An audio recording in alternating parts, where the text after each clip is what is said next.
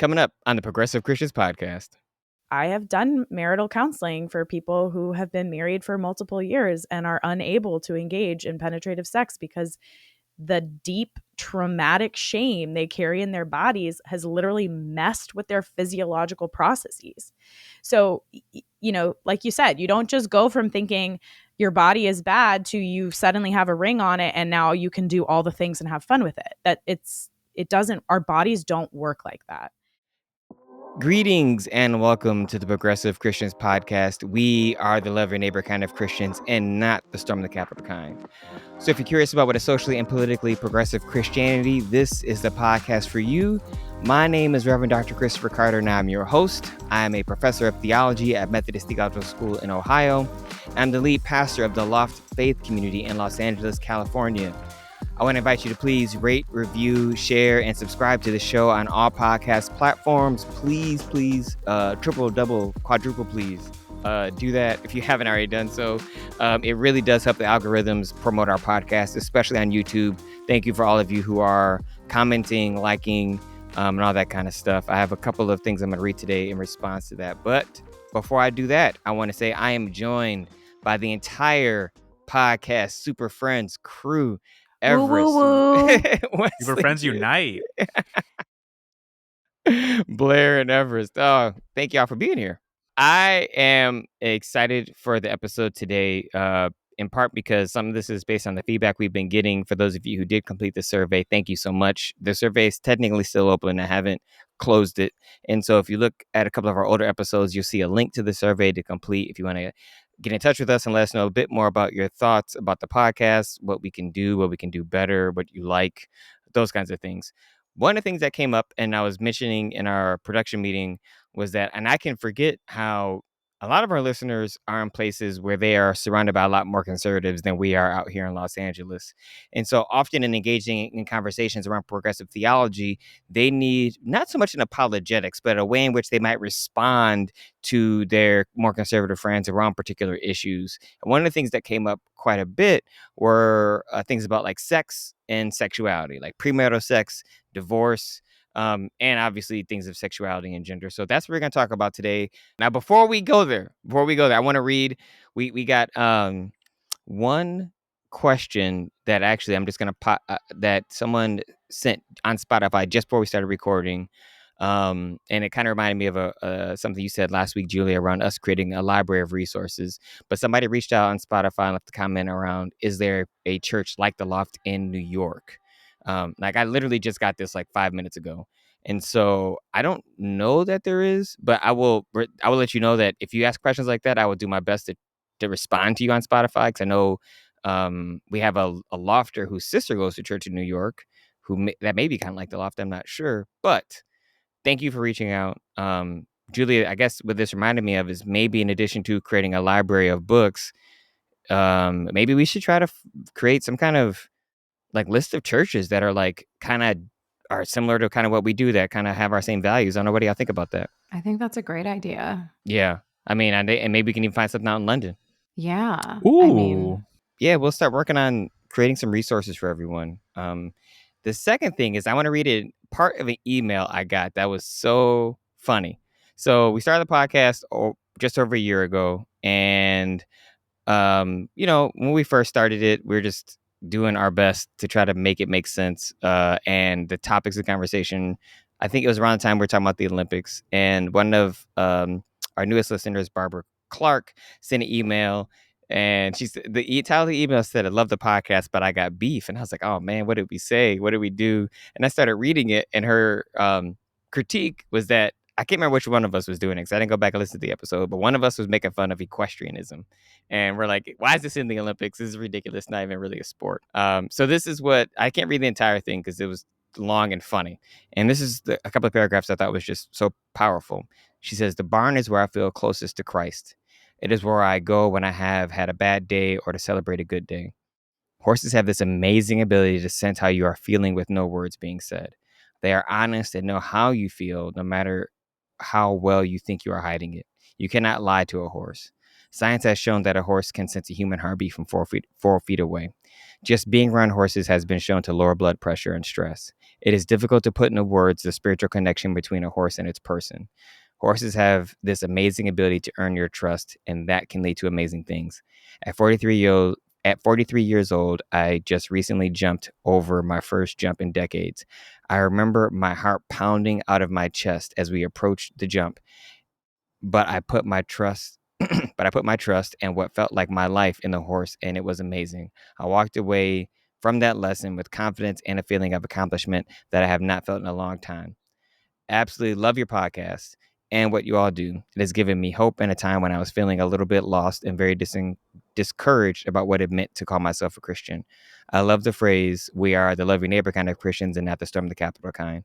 I was starting to distance myself from the word Christian because I didn't want to be lumped in with evangelicals. I actually came across the term progressive Christian on TikTok, horse talk specifically. The community is largely conservative, and when Trump was elected, many people who ride horses and are not conservative started using the hashtag Blue Pony Club. It is there that I first came across others like me, and eventually that journey led me to your podcast. Barbara, that is an amazing story. Blue Pony Club, I'm all I'll join the about Blue it. Pony Club. I was like, that is awesome. So thank you for the email. My wife is a veterinarian. I love animals. I haven't actually gone horseback riding since we've lived in LA, but when we lived in San Diego, we would go frequently to the ocean. I've been horseback riding in Yosemite and Yellowstone. And you are right, horses have this amazing transcendent connection. So I definitely didn't get that across I'm sure it was probably me making fun of equestrianism. I'm sure I think it was was. me. I Oh, remember the conversation. Of course it was you, the I had resident hater. questions. I wasn't hating. It's like, I can rehash it here, but we don't need to. Okay, but there is such a thing as hobby horse dressage. That should be hated I upon. had a friend who introduced me to it and then said, "Blair Stowe, this seems like a thing you would be very good at." And I'm not sure if that was a compliment or a dig. It was an insult. I would have taken it as an insult. I'm offended on your behalf. So I think I want to start with a conversation around to kind of get y'all thoughts about premarital sex, because this was definitely something that came up. I do want to be clear. We can't say this is the progressive Christian view on this. I don't know that there is anything that is a quote unquote progressive Christian view, but I would say that I feel confident within all of us on this pod can give you views that are progressive, that probably are in alignment with most people who think of and write and think theologically, I should say, around issues of sex and premarital sex specifically. I have Okay, questions first. all right. Let's go with the question, and then all right, go ahead. What are the rules that I am allegedly breaking? What are the sins I'm doing? I don't even know. Blair, Well, this is I think where, this is a Blair I wanted question. to start us and go back, because I think if we have any conversation about sex and sexuality, before you talk about the rules, you first have to talk about the conflation of sex with original sin. And so the basis of purity culture is that sex is implicitly sinful, and that because the first thing that Adam and Eve do after they eat from the tree of the knowledge of good and evil is cover their bodies. And so the argument is that Eve is seducing Adam, and then they have to cover their bodies because now they are like, the first sin is lust, and that's why they cover their bodies. I think this is completely insane. And in reality, the first sin is shame, that Adam and Eve saw what God had made, and after eating from the tree of the knowledge of good and evil, they felt shame. So that's I just want to start there, is that all of purity culture is built on this idea that lust is the original sin. It's the first thing that we couldn't control after the fall. And I just think that's a poor reading of that passage to begin with. And then everything gets built on top of that. I just don't understand. So in scripture, it says that they ate the fruit and then they had sex? No. Of course not. They ate the fruit and then they covered their bodies with leaves. Shame. After they had sex? No, it doesn't say that sex is not mentioned. Nope, not at all. But it's the idea that the body is something to be hidden, because the implication that's drawn out of that is if they didn't cover their bodies, they would have lost themselves uncontrollably to lust just by seeing one another as naked. But also, even in the story, in the narrative, God creates Eve for Adam. So like the idea that you would then say, well, now they can't even touch each other, where like they were created for each other in this story. Like I don't what? Why would you bar that? My question then is, so like what is sex supposed to be to these people? Because this is something I think about all the time around the abortion debate. It seems as though there are people who believe that sex is solely for reproduction and that you should like, which is to me a crazy way to admit that you don't enjoy making love to your wife, but like you do you know what I mean? But like, is that the crux of it, that like we should only be engaging in sex with the specific intention of making a baby and that all other sex is bad? Or are there like other weird nuances and rules that I'm also seemingly unaware of? For the record, I don't think that sex. I mean, I think is there good are for some Christians that reproduction. believe that. And I I think there's Christians that believe that, and I also think that maybe one of you knows where this comes from, but there is like a real fixation and disgust with like pleasure and like carnal pleasure. And there's like my experience of purity culture was like a lot of shame about embodied pleasure and like sexual pleasure that is like, so there is this Handmaid's Tale idea that it is just for reproduction, but the extension of that is like any kind of sexual pleasure is deeply shameful and like selfish and unholy, which I mean, I'm like, I feel like there's a direct line just to like misogyny. But I don't know where the roots of that are. That's just like what my experience and learning about purity culture was. And it was a very hard thing to unlearn, honestly. Julia? I think I've shared this theory in the past about white supremacy and like the hierarchies, and like in order to subjugate all of creation, you have to be the most removed from your most animalistic self. So like you can't like laugh, you can't enjoy sex, you can't like eat when you feel like it. There are all of these like rules that make a certain subset of the population more human than everyone else, and that then gives them in their own mind the right to dominate any and everything else in God's creation. Have I ever shared this theory? No, I mean you have, and I think that's true. I mean, I think this is the ways in which Western culture, especially, understands itself as to be more human, as opposed to not only non-human animals, but heathen, one might say, or barbaric. Particularly when you're talking about like, Savages. yeah, legacies of colonialism. And this is about, I would argue, it's about seeing yourself as God.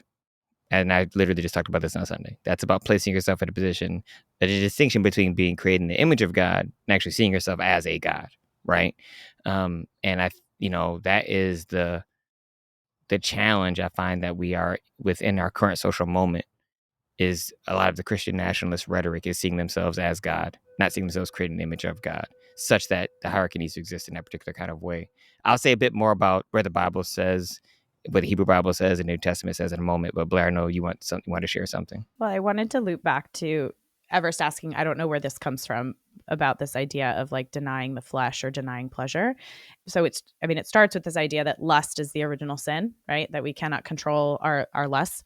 But then this is a Pauline perspective, is this idea of denying the flesh. It comes from Galatians chapter 5. And so I'll just read this to you guys, starting in verse 13. You, my brothers and sisters, were called to be free, but do not use your freedom to indulge the flesh. Rather, serve one another humbly in love. For the entire law is fulfilled in keeping this one command: love your neighbor as yourself. If you bite and devour each other, watch out, or you will be destroyed by each other. So I say, walk by the Spirit, and you will not gratify the desires of the flesh. For the flesh desires what is contrary to the Spirit, and the Spirit what is contrary to the flesh. They are in conflict with each other, so that you are not to do whatever you want. But if you are led by the Spirit, you are not under the law. The acts of the flesh are obvious: sexual immorality, impurity and debauchery, idolatry and witchcraft, hatred, discord, jealousy, fits of rage, selfish ambition, dissensions, factions, and envy, drunkenness, orgies, and the like. I warn you, as I did before, that those who live like this will not inherit the kingdom of God. The purity culture aspect has basically taken that list of things, the acts of the flesh, and gotten really, really focused on half of them and like totally forgotten about the other half. So that like sexual immorality, impurity, debauchery, and orgies and drunkenness are bad.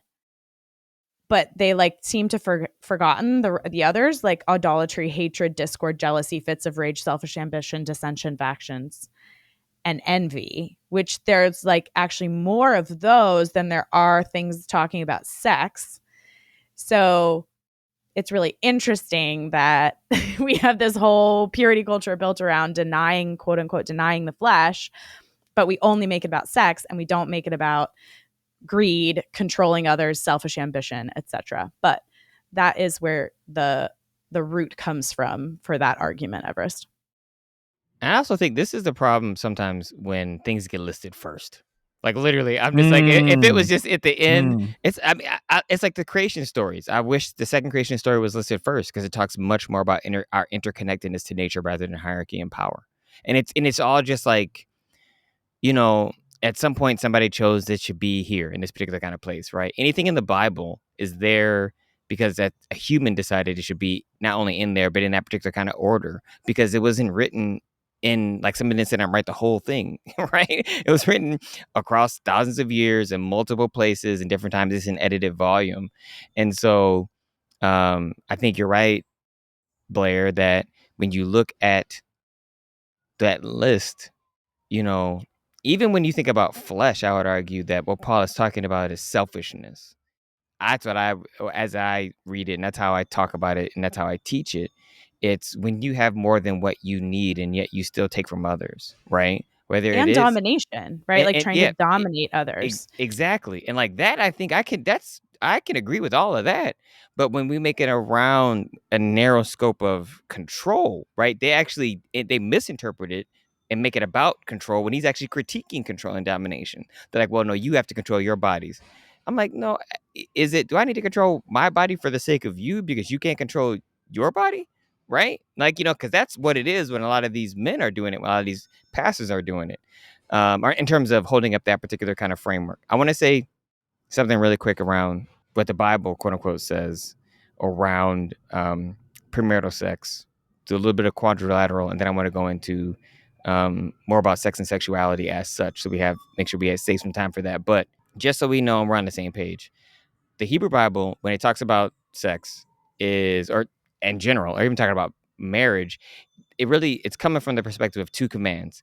The first is to have children. That's the heart of the command to marry. That's literally within the Hebrew Bible context. As Blair said, it follows this Near Eastern tradition. This is why Abraham has promised all these kids. Like there's a reason why the Bible is written in that way. When you understand from that context, it makes more sense, right?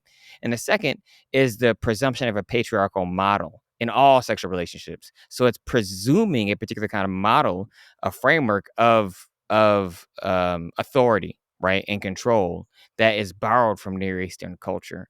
Not saying this is normative, not saying this is good. It's just making an assumption like this is what it is, right? This is what it is. Within the New Testament, again, what Farley writes, she's like, within the Christian Testament, there is no less a task for sexual ethics. Here we find no systematic code of sexual ethics. Again, as noted in chapter 2, but I'm reading chapter 6, but only occasional responses to particular questions or particular situations. Yet moral guidelines for every sphere of human life, including the sexual, are to be gleaned from an overall command to love God and love neighbor. And this is why Farley's work around justice, I think, is the most important question we can be asking ourselves about anything to do with sex is, are we treating each other justly? Are we giving each other what is due? Right. And so her framework, I think, is ridiculously helpful. This is why I think it's when we think about justice and we think about what we owe each other in a relationship, that to me is much more important. And those norms about doing no unjust harm, making sure that it's free consent, that both parties are actually willingly doing this and no one is coerced, that it's not only mutually desired but mutually respected, right? It's you don't see each other as an object, but you see each other as subjects. Equality, right? And a commitment to each other, even if that commitment is each other just in that particular kind of moment. And I think social justice and the way justice needs to be incorporated, and even to a degree, fruitfulness. And fruitfulness here doesn't need to be like having kids. Fruitfulness honestly needs to be about the thing that around what makes your relationship in your life fruitful. This is, I think, is a part of the desire reclaiming eros, as Black women have done, as a framework that's really important for claiming their sex and sexuality. So I would say, to respond to people who talk about, or conservatives who want to have conversations around premarital sex or sex outside of marriage in general, I would say, it if you believe that women are property, and that's the norm from which you want to operate on, then I think you can take the Bible seriously and literally in those particular areas. But if you don't, then you have to understand it's always about context. It's always about interpretation. And that's what honestly you're doing. Again, the Bible was written in a particular cultural context, a time and place, where it wasn't trying to legislate or talk about the kinds of relationships that we have today, because desire wasn't even a part. Like, it was not a part of their relationship structure. Not, like, it was much more about, like, you still had dowries, right? Like, so it's just fundamentally different. Blair, and then we'll switch and kind of go in a different Yeah, direction. and that's just my last comment on the sort of background, is this restriction on sex as something that only should happen within marriage is a contextual act of justice in the scriptures, because having babies was tied to economics. And so it actually saying you can only have sex within marriage was an economic justice issue, so that women would be protected, so that if they had sex and had a baby, that they would be cared for and not cast out of society. And so contextually, those restrictions make sense within the context of the economic system of ancient Israel. We don't live in that system anymore. And so we should go back to the law of Christ, which is love your neighbor as yourself. And that is how we should be thinking about our sexual ethics. Is this an act of love? Is this an act of justice? Because we can still do really unjust things with sex today, but it's not necessarily based on the economic restrictions around women and children. I want us to move to the conversation around the other question I want to discuss today. Is it's kind of premised around, like, what is sex? And so, like, and talks about sexuality, because I think that was that gets a lot to the heart of issues of sexuality as such. Like, was the Bible say about anybody or someone being queer? And so, Everest, I want to toss it to you, because I thought in our meeting yesterday, where I said that I want to talk about this on a podcast, you had some very interesting thoughts and ideas and comments that I cannot replicate. So I want to toss it to you to kind of let you set the stage for the way the conversation will go. Okay. Thank you. Well, so basically I was told we're going to talk about premarital sex. I love picking apart arguments about premarital sex because they are so heteronormative, and they usually depend on a straight definition of sex. And for backstory, in 2021, I lived in Illinois for a little bit, in rural Illinois, with two men who were going to school at Wheaton College.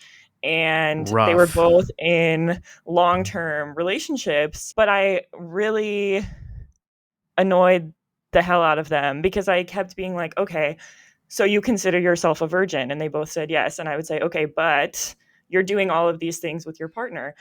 And they would say yes, but I'm not having sex with them. And I would say, okay, well then, if you have this very one definition of what sex really is, then, like, do you think that I'm a virgin? And they would always kind of freeze up. And I think it's just really interesting to get into, like, people being really attached to their virginity, having a very, very specific idea of what losing their virginity means. But then also, like, when we combine that with their homophobia and being like, you are really also thinking a lot about gay people in a sexual way, but you yourself are, like, doing things that would be considered gay sex, and you are saying that when you do them, they're not really sex. So there's a lot to unpack there, but that is kind of this fascination I have with heterosexual Christians, their definitions of sex, their fixations on virginity, their hypersexualization of gay people, Yes. Okay. What do you guys think? It goes back to the domination act of the phallic penetration. So the concept of virginity is a myth, and there's this great book, I'll link it in the show notes, called The Virginity Myth, about how we developed this understanding of what is and is not virginity. But ultimately, people define virginity within purity culture and across many other areas of society as penetrative penile vaginal sex, right? But that if it's if it's penile anal, then it's not really sex. But that obviously we know that is definitely sex, or oral, or all these other kinds of engaging in like physical pleasure. If it's not the domination act, then it somehow doesn't count as sex. And in those people's minds, then like lesbians never have sex. Two women cannot have sex with each other because there's no phallus involved. So that's not sex at all. So then I don't know, lesbians shouldn't be sinful because they're Straight to heaven. How is it? Straight to heaven. Yeah. How is it bad to have gay sex if you can't have sex? it's a Well, very valid This is the catch-22. paradox. See, but this is the question. This is the No, question. but this is, you know, I'm this is just going like, to the clobber Texas. I'm just like, how can you say it's bad? Like, you're saying it's not even sex, but you're mad they're having sex, but it's not actually. This makes no sense.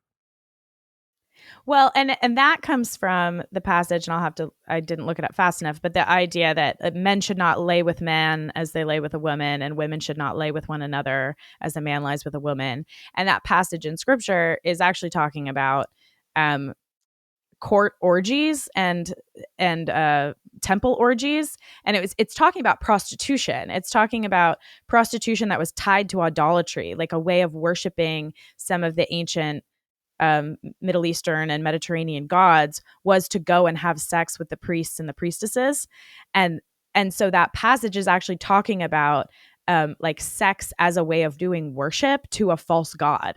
And so we use that as a way of saying, well, gay sex is bad, and women with women or men with men or anything that's not a heterosexual man, cisgendered, and a heterosexual cisgendered woman, anything outside of that is wrong. But again, that's taking that scripture out of context, when what that passage is actually about is about domination, prostitution, and idolatry. So again, we pull them out and then utilize them in ways that allow a certain set of humanity to maintain control over everyone else.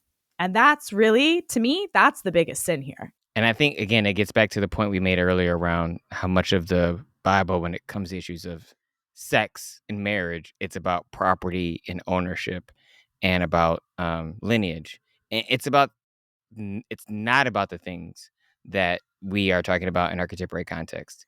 For those of you who are Methodists, you are familiar with what we call even though it's not Wesleyan, we talk about the quadrilateral as though Wesley created it. But I know, Blair, you might know where he got it from. I know he got it from somewhere. I can't remember, but it's Albert Outler developed the Wesleyan quadrilateral in the late 1970s. So it is from Wesley, but using Wesley's texts and Wesley's way of doing theology, Albert Outler created the Wesleyan quadrilateral. Blair always in my knows. head. Historian. Love it. Always knows. I know. Not our Wesley, the other Wesley. Spelled very differently. Wesley. But it's using scripture, tradition, reason, and experience to develop your particular kind of theological frameworks. And I think it's so helpful because I often get frustrated with conservatives, or I'm going to say conservatives, people who want to talk about biblical inerrancy or say things like, well, this is what the Bible says, without recognizing that not only does the Bible critique itself, but Jesus in his Sermon on the Mount is reinterpreting the Ten Commandments. And often Jesus is saying a reinterpretation of, this is how we used to understand this scripture, but this is how I think we should understand it now. This is why he says, you have heard it was said before, but I say this now.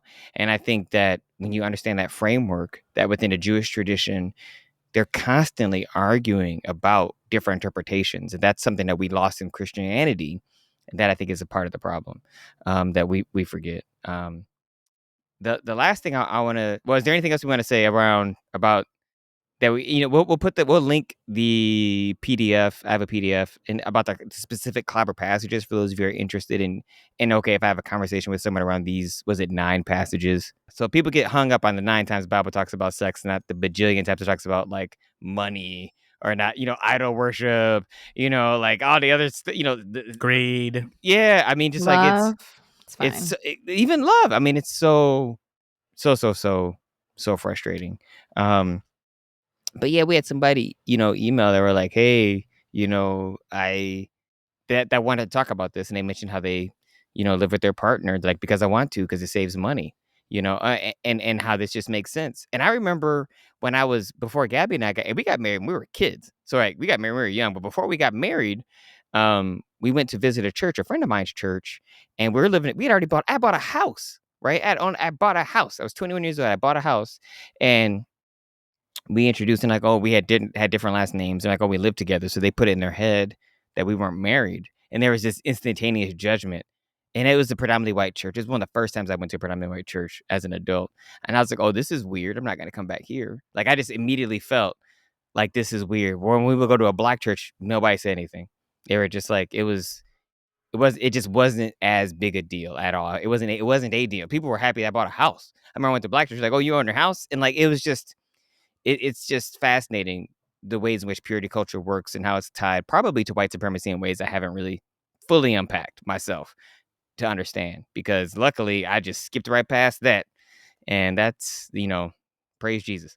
And also Lastly, to economics. Well, and also tied to economics, like the 100%. economic reality of needing to share space has always been different based on your community and your culture. 100%.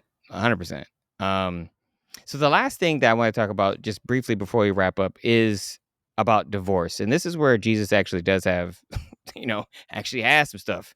And so in Matthew 19, verses 1 through 12, I'll go ahead and read that. So it says, when Jesus finished saying these things, he left Galilee and came to the area of Judea on the east side of the Jordan. Large crowds followed him, and he healed them. Some Pharisees came to him in order to test him. It's always important. They said, does the law allow a man to divorce his wife for just any reason? Jesus answered, haven't you read at the beginning, the Creator made them male and female? And God said, because of this, a man should leave his father and a mother and be joined together with his wife, and the two will be one flesh. This is what Blair was talking about earlier. So they are no longer two, but one flesh. Therefore, humans must not pull apart what God has put together. The Pharisees said to him, then why did Moses command us to give a divorce certificate and divorce her? Jesus replied, Moses allowed you to divorce your wives because your hearts were unyielding, but it isn't what it or but it wasn't that way from the beginning. I say to you that whoever divorces his wife, except for sexual unfaithfulness, and marries another woman commits adultery. His disciples said to him, if that's the way things are between a man and his wife, then it's better not to marry. He replied, not everyone can accept this teaching, but only those who have received the ability to accept it. For there are eunuchs who have been eunuchs from birth, there are eunuchs who have been made eunuchs by people, and there are eunuchs who have made themselves eunuchs because of the kingdom of heaven. Those who can accept it should accept it. And there's a lot to unpack in this passage. This is a popular passage I think a lot of people talk about, even the last section on eunuchs. But what I want to bring back to, and I think what's helpful about thinking about this divorce is in the context of what Blair said earlier. So if you're like, what did Blair say? Rewind, listen to it. Because it's about when Jesus is talking about divorce and he's talking about what Moses allowed them to do, it's within the context of economic justice. It's about property and what happens when you were to leave and abandon a woman with children, right? And so, and that's at the core fundamental of, are you going to leave these women and children? Are they going to be widows and orphans? That's what Jesus is talking about so much in this passage, and much of his teaching and thinking around divorce in this particular context is about the impact it's going to have on the ability of family to provide for themselves, and what is your reason for doing so, right? So within the context of sexual unfaithfulness, it's talking about having a child outside of marriage in a way in which you don't know this child is your child, right? Which then impacts who can inherit what wealth and what land. Like, it's a very different kind of conversation than we have today, broadly speaking, with the exception of thinking about the actual impact this has on a family's ability to support themselves. So I'm curious. I'll stop here because I have very clear feelings about this because my own history and experience with it. What do y'all think about this passage, this issue, and what's your progressive Christian view of it? I'll go first. Um, Marriage is a sacrament, right? It's supposed to be sacred. So you enter into it with those intentions.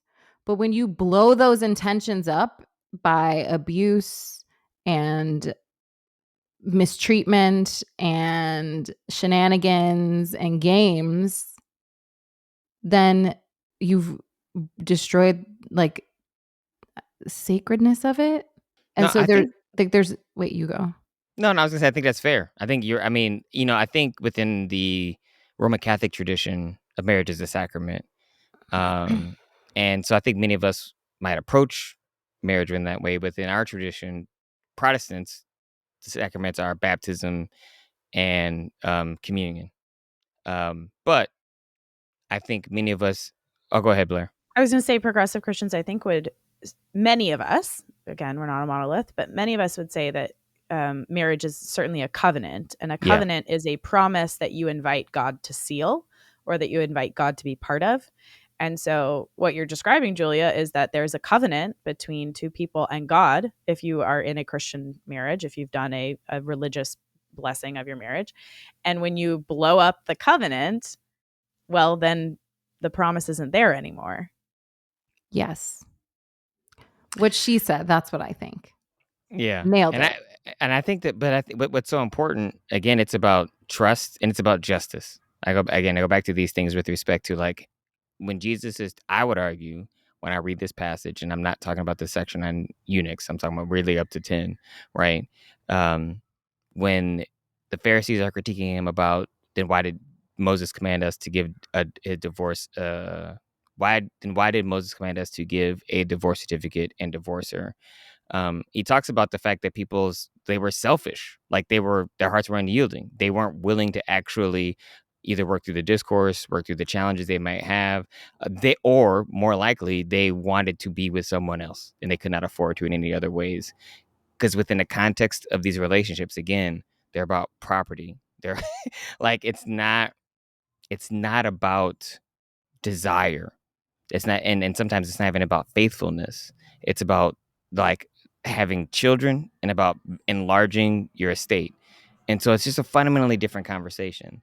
So I would argue that when we're talking about divorce today, it needs to be about what Blair said with respect to covenant and also an issue of justice of how does this impact families? Like thinking through clearly if you and a partner, like if you aren't like say for instance, I have a good friend of mine. Her and her husband had a very amicable divorce, and they're better parents for it. They have 2 kids because they knew that them together was not working. It was causing more friction, more harm, and more trauma for their children. But them separate and single, they are better parents because they can be there for their kids in different ways and they can show up for their kids in different ways. And I think that to me is the just act. It's honoring what's actually in the best interest not only of yourselves but also in the best interest of your children, because you put them in positions just to not see their parents hate each other, but to see them actually love themselves enough to say we can still respect each other even though we're no longer in this covenant together. I think the thing that comes to mind for me is that, I mean, I went to a Christian university and I can't tell you how many marriages I went to for people who were 20, 21, 22, just absolute babies. I think there was one somewhere that I went to 7 weddings.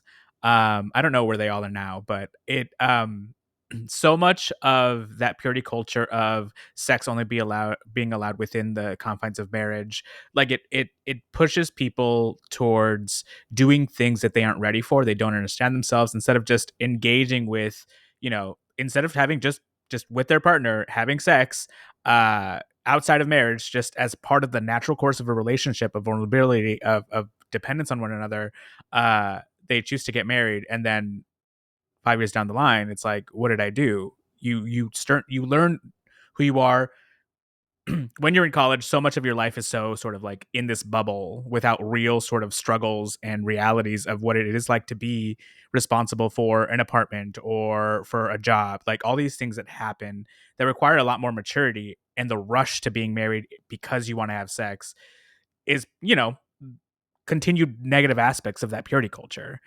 this whole system continues to perpetuate itself and just spits out people broken by these bad theologies, by these bad perspectives. And I think the thing that I would want for Christians growing up is that they learn to have a healthy understanding of sex for their own good.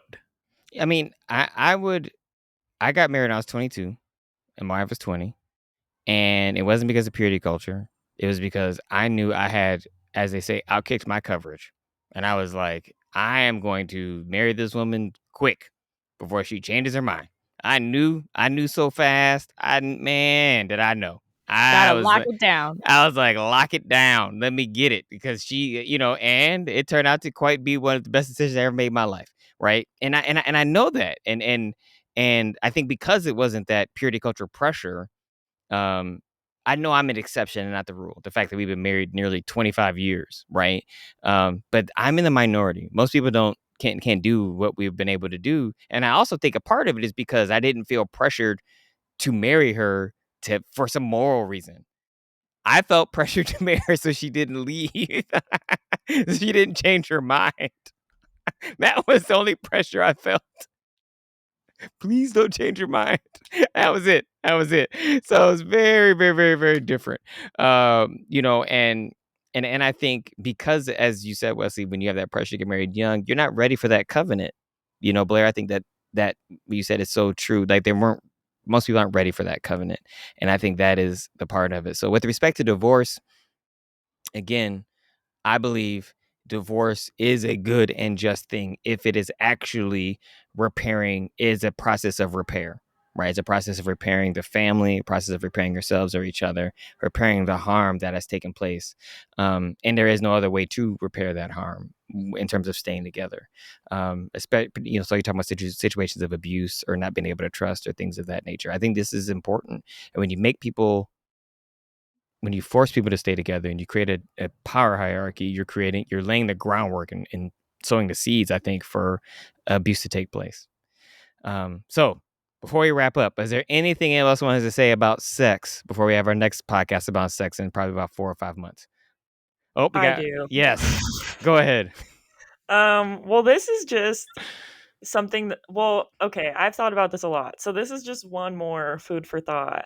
Is I have wondered the straight couples who do a lot of like sexual exploration before getting married in the name of not having premarital sex, even though I do think that they are having sex. I have wondered if those couples end up actually having a better sex life if there's no shame about the non-sex, because I have been like, okay, those are couples though that have spent months like actually really figuring out how to please each other in a way that straight couples that just like jump right into traditional sex maybe never do. So that is like one thing that I have been like, that I wonder. But I also will say that I think if all couples had like more of a equal focus on both partners feeling pleasure and having a good time, that would not be an exception. It would I think that should be the standard, but it was just another thought that came up for me. As opposed to what? Something to ponder. As opposed to just what? Is just opposed to focusing on one person's pleasure? Is that what you're talking about, Julian? Or just diving into vaginal penile sex on the night of marriage. Yeah. That's great. Because like if you're a straight couple, I mean, I have never, I'm a virgin until I die. Okay, I'm never going to do that. But the couples I have it sounds like sometimes that kind of sex is a lot less pleasurable for the women in those relationships. And if you have it in your head, we cannot do that kind of sex, but we can do everything else. It seems like those couples might actually have a better understanding of each other's pleasure. And I'm saying again, not in defense of purity culture. I just think it's an interesting thing that I wonder if that happens sometimes. I guess you'd have to assume that they're engaging in the non-sex without shame, and I don't know that is also happening. I would also say you have to assume that they have an equity and way of thinking about sex in terms of that both partners deserve to experience pleasure, which that may not be the case either, right? So I think Blair, or no, Julie, you guys have that. I know Blair had something. No. Sound off in the comments. It's I'm genuinely curious. Never mind.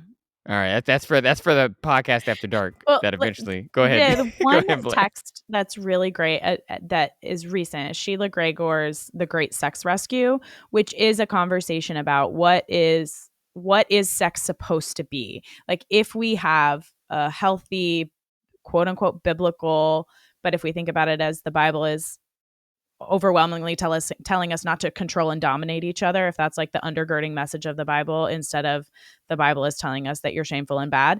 So if you're working out of the first one, where the Bible is telling us that the ultimate sin is to dominate one another, then what does sex look like in healthy relationships?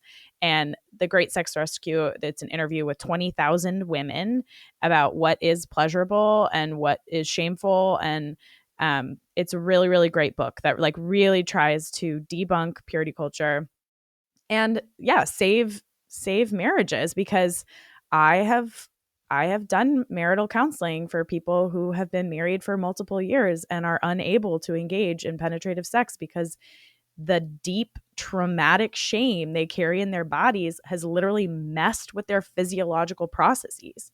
So, like you said, you don't just go from thinking your body is bad to you suddenly have a ring on it and now you can do all the things and have fun with it. It doesn't, our bodies don't work like that. Two last points is the greatest story of pleasure in the Bible is the Song of Solomon. You should read it. It's real sexy. And it takes place between two unmarried young people. So the greatest story of sex in the Bible is between two unmarried teenagers. My last point is, one of the questions Dr. Carter opened this whole conversation with was, how do we talk to people around us who hold these really traditional views? And I always lean towards curiosity. So if somebody is saying, oh, well, that's bad, you can't do that, you can't have sex outside of marriage, start with, where did you learn that? Ask them to probe their own stories and their own worldview and their own construction. And then more often than not, they're going to say it's in the Bible. And then babies, get out the Bible and read it together. Because there is nothing debunks the BS theology of white American evangelicalism like reading the Bible together. Because it ain't based on the Bible, unfortunately, even though they think it is. Mike. But also, drop. I want to say, I'm so sorry. Oh, go ahead. Please be patient with yourself. This is like a very, very, very hard thing to unlearn. I think purity culture messed with me more than internalized homophobia, more than anything. Purity culture was like such a painful and difficult and terrible thing to unlearn. So if you are a listener and you're like, maybe I should do some work on this, Godspeed, stick with it. Your body is a wonderful thing. I don't know. I'm like, please just be gentle with yourself. It is like a very, very scary and traumatic mindset. And I think if you're going to work on unlearning it, just treat yourself with a lot of kindness throughout that process. Yeah, and we're efforting having someone on to talk about this, because I know we are not experts, but we know we want to make sure we have somebody on. Well, thank you all for your amazing responses today. Thank you all for joining us for the Progressive Christian Podcast. We are a ministry of The Loft, a worship community of Westwood United Methodist Church. If you would like to connect with us and be part of the conversation, you can find us on all social media platforms at The Progressive Christians. You can find The Loft on social media platforms. We stream our Sunday services on YouTube. Feel free to check us out there as well. Our show is mixed and edited by our wonderful audio engineer, AJ. And again, I want to invite you to please rate, review, share, and subscribe to the show on all podcast platforms. Thank you for listening, and we will see y'all next week. Bye. Bye. Bye.